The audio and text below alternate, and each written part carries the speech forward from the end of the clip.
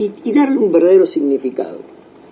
A uno que le ha tocado pasar, hemos tenido la suerte de pasar por la carrera de trabajo social, de cursarla, sabemos que tan digna profesión a veces está cargada con cierta ideología. Y nosotros creemos que es una profesión que viene anillo al dedo a los temas que estamos hablando, conversando con vos, Enrique, de doctrina social de la Iglesia. Sí. Entonces pensamos, ¿a quién podemos recurrir?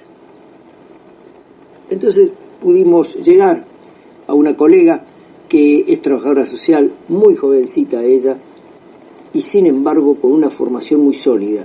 Entonces recurrimos a ella. Lo hemos grabado porque no estaba disponible, está trabajando este horario. Así que vamos con lo que grabamos.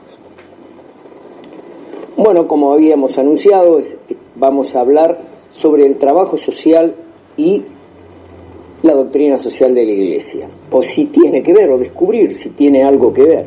Para eso hemos recurrido a una licenciada de trabajo social. Podríamos haberlo hecho con alguna persona con algunos años, muchísimos años de experiencia. Contamos con gente amiga que lleva muchos años en trabajo social, pero lo que nos interesa es ver qué es lo que piensa, cómo es que trabaja, cómo es que fundamenta un trabajo como eso alguien que es joven, que todavía le queda mucho, gracias a Dios, por caminar en esta profesión. Por eso hemos recurrido a la licenciada Leila Febre, que tiene una formación muy particular, y esto nos interesa muchísimo. Leila, muy buenas tardes, ¿cómo estás vos? Hola Ricardo, ¿cómo estás? Bien, Leila Estabre, mi nombre. Estabre. No sé, sí. Te cambié el apellido, listo. Sí. Bueno, no sé dónde lo saqué. Pero para los amigos sos Leila y suficiente. Orgullosa de tu apellido, estoy seguro. Bueno, Leila, sos trabajadora social, ¿desde cuándo? Sí, desde el 2020 me recibí en la Universidad Nacional de La Matanza. Ajá, muy bien. ¿Y en qué área estás del trabajo social? Yo estuve primero en un programa social provincial y ahora estoy en el área de educación, también provincial. Provincial en educación. ¿Y qué es el trabajo social? ¿Con qué considerás vos que es el trabajo social? De manual podemos buscar en cualquier lado, pero ¿qué considerás vos que es el trabajo social?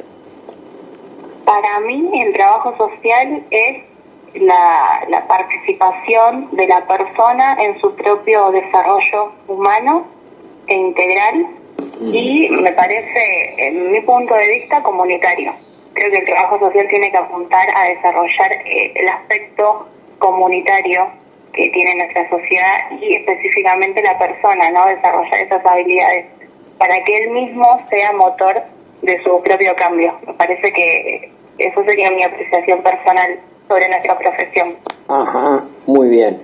¿Y podés desarrollar esto en el lugar de trabajo que estás actualmente? Sí, en la escuela, por lo menos desde la provincia de Buenos Aires, se trabajan los 3 niveles. El individual, por supuesto con los niños, el familiar, grupal, con los grupos y las familias, y el comunitario también, todo lo que tiene que ver intersectorialidad con instituciones y con organismos de la sociedad civil y otros organismos del Estado también. Uno intenta, siempre es lo más difícil, lo comunitario, ¿no? El salir de la institución, pero es lo que uno intenta.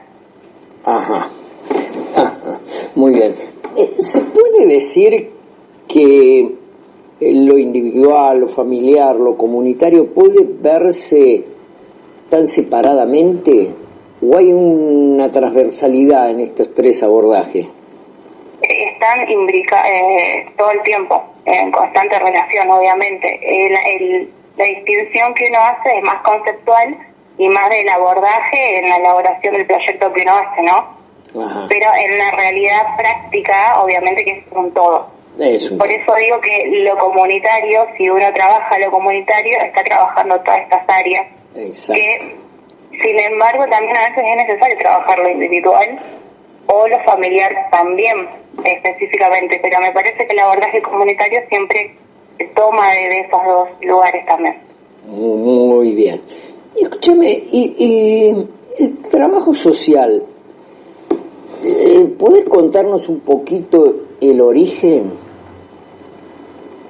El origen del trabajo social como profesión nace en Estados Unidos. Ajá. Con la ya conocida Mary Richmond. Ella trabajaba en una sociedad de beneficencia, de caridad, y ella empieza a sistematizar ese trabajo que se venía haciendo. Era lo que llama la atención es que el nacimiento del trabajo social, en ese sentido, nace de una asociación privada, digamos, no nace del Estado.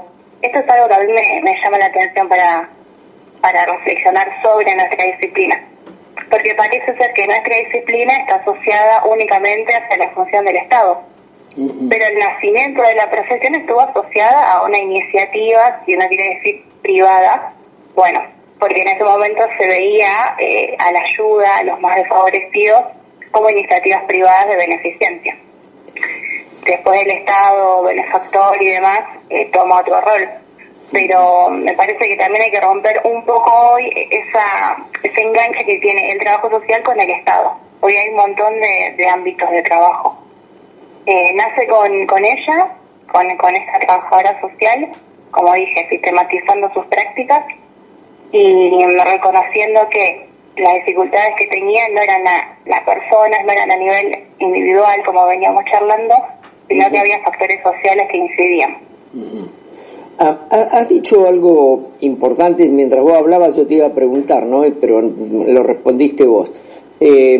Los otros ámbitos de trabajo, eso de que pareciera ser que el trabajador social solamente va a trabajar dentro de la administración pública de acuerdo a sus niveles, pero tal vez la consecuencia negativa, por darle una denominación, del Estado de benefactor no habrá sido esto de que lo privado sacó el pie o se fue de esa tarea.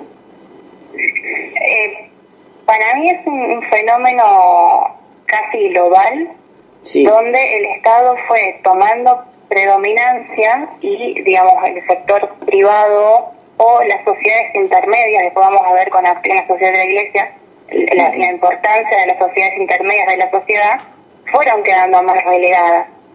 Fue un proceso dinámico donde las dos cosas sucedieron al mismo tiempo. Digo, lo privado no es solamente la empresa privada, es toda organización, desde lo familiar hasta lo comunitario, lo barrial, sociedad civil, bueno, hay un montón de organismos, ¿no? Que son estas sociedades intermedias, bueno, sindicatos, entre otras. Estos son los ámbitos donde un trabajador puede desempeñarse sin ningún tipo de problema. Exactamente. ¿Y qué haría falta o qué sería necesario para que esa organización de la sociedad civil o cualquiera de esos organismos intermedios vuelva a tener implicancia en la vida, en el trabajo social, o el trabajo social en esas organizaciones de cuerpo intermedio? Primero es una reflexión de tipo política. Acá ya entramos en lo político, incluso te digo en lo filosófico, de cómo organizamos a nuestra sociedad.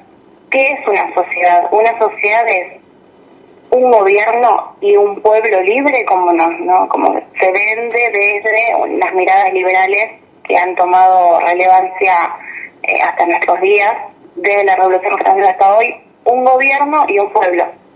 O hay otras instancias de organización social donde participan plenamente las comunidades de forma más activa.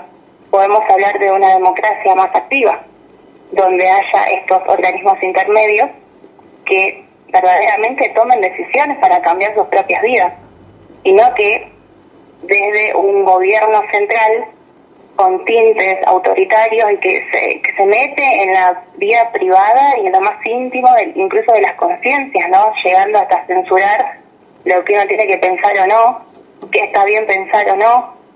Bueno, me parece que es una reflexión de tipo política, primero, en nuestra sociedad democrática liberal de hoy en día, plantearnos la pregunta.